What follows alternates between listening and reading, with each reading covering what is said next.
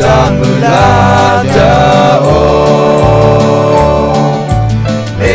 Dema Po Dema Po Kafieda Loso Koplona Edi Guado Hello Su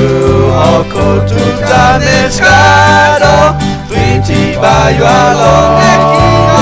Koplo Peta Tinyado Plato Bana Basaro Nedu Tinyake Pwa Benitamu Koplo Tena Geto Yuapo Koplo Tena Geto Plato Tena Koplo Tena Donitamu Koplo Tena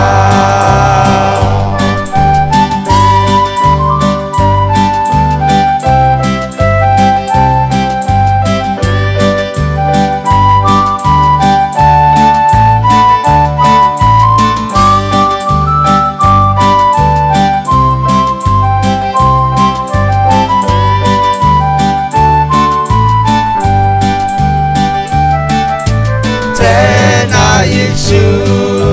wa koya wa gata o na ne pagles ka sutamu na ne wala amu meta milana blue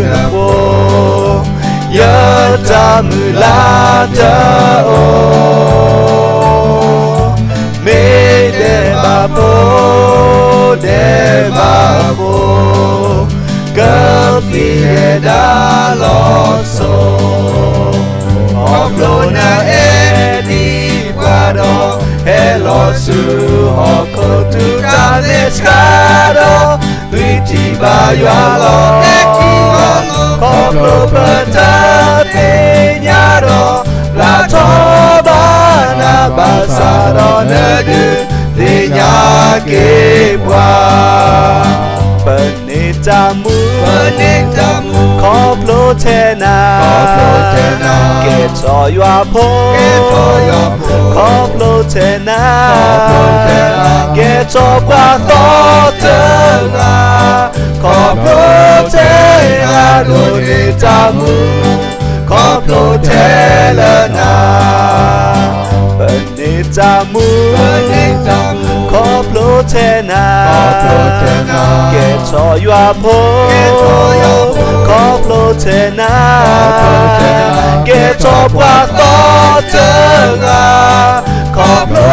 Tena Donitamu Koplo Tena